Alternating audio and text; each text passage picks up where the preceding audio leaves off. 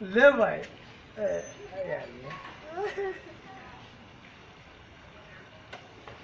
चीन के लोग चमगादड़ खाते हैं, कुत्ता भी खाते हैं। इनके यहाँ 4 पैरों वाली कुर्सी टेबल को छोड़कर सब कुछ खाया जाता है। खाने के अलावा चीन नकली चीजें बनाने में भी नंबर 1 है। कहा जाता है कि यहाँ नकली अंडे से लेकर नकली बंद गोभी तक बनाई जाती है। दुनिया में ये देश कोरोना महामारी को लेकर पहले ही बदनाम है। ये तो वो सारी बातें हैं जिनके बारे में सारी दुनिया को पता है। लेकिन क्या आप जानते हैं कि चीन के लोग जहरीले सांपों की खेती भी करते हैं? ये बात सुनकर आपको जरूर झटका लगा होगा, लेकिन ये बात बिल्कुल सच है कि छोटी छोटी आंखों वाले जहां के रहने वाले लोग सांप जैसे बड़े जानवर की खेती भी कर रहे हैं। तो आज की इस वीडियो में हम आपको इस बात की पूरी जानकारी देने वाले हैं कि आखिरकार कैसे यहाँ पर ये सब की इन सांपों की खेती की जा रही है। दोस्तों, इस सवाल से जुड़े हर जवाब को जानने के लिए आप हमारी वीडियो के साथ अंत तक बने रहिएगा। एक तरफ सांप को भगवान मानकर उसकी पूजा अर्चना की जाती है, वहीं दूसरी तरफ चीन जैसे देश में इन सांपों की खेती की जा रही है। जी हाँ, ये बात बिल्कुल सच है। आपको बता दें कि चीन का एक गांव है जिसका नाम जिसिकियाओ है। इस गांव को सांप पैदा करने के लिए ही जाना जाता है। यहाँ किंग कोबरा, वाइपर और रैटल स्नेक जैसे एक से बढ़कर एक जहरीले सांप पैदा किए जाते हैं। चीन के खाने में सांपों की रेसिपी बेशक शामिल है, लेकिन यहाँ ये लोग सांपों को खाने के लिए नहीं बल्कि दवाई बनाने के लिए पैदा करते हैं। आपको जानकर हैरानी होगी कि चीन अपनी चिकित्सा पद्धति के लिए परंपरागत तरीकों पर ही यकीन रखता है। यहाँ के लोगों का पेड़ पौधे और जंगली जानवरों की मदद से अपना इलाज करते हैं। इन सांपों को स्किन से जुड़ी बीमारियों के लिए यूज किया जा रहा था, लेकिन स्किन की बीमारियों से बढ़ते बढ़ते सांप को गंभीर बीमारियों जैसे कैंसर में भी इस्तेमाल किया जाने लगा।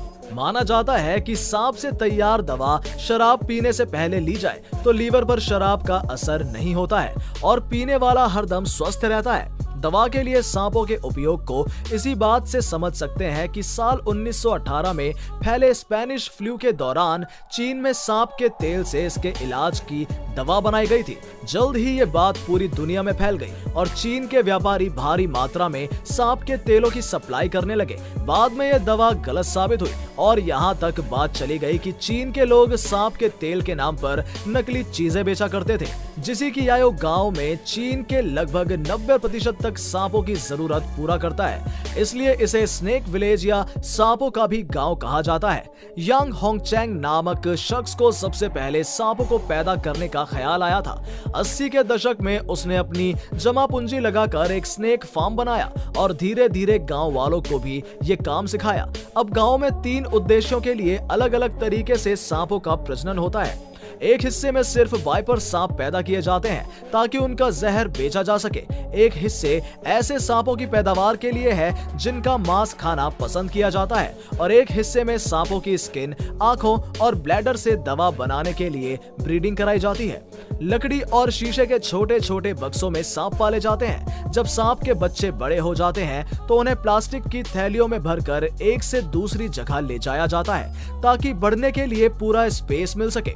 सर्दियों की शुरुआत तक इनकी बढ़त पूरी हो चुकी होती है, तब इन्हें बूचड़ खाने ले जाया जाता है जहां सांपों की किस्म और उनके इस्तेमाल के आधार पर अलग अलग सेक्शन होते हैं। जहरीले सांपों का सबसे पहले जहर निकालकर लैब में संरक्षित करते हैं और फिर शरीर के दूसरे हिस्सों का इस्तेमाल होता है।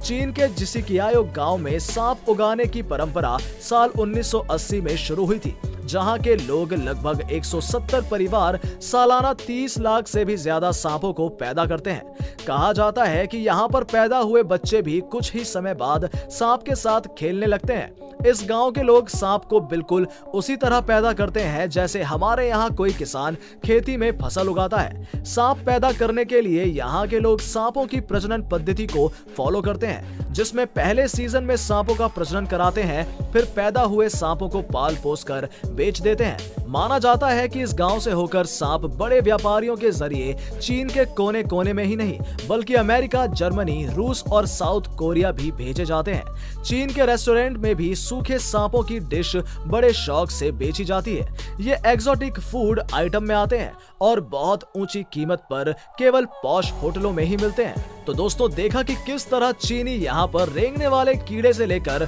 उड़ने वाले पक्षी तक का उपयोग करता है। तो दोस्तों आपको क्या लगता है कि सांपों की इस तरह से खेती करना सही है या गलत? आप हमें कमेंट सेक्शन में जरूर बताएं। और अगर आपको हमारी वीडियो पसंद आई हो तो इसे लाइक और शेयर करना भी ना भूलें। साथ ही ऐसी ही और इंटरेस्टिंग वीडियो सबसे पहले देखने के लिए आप हमारे चैनल को सब्सक्राइब करना ना भूलें। धन्यवाद।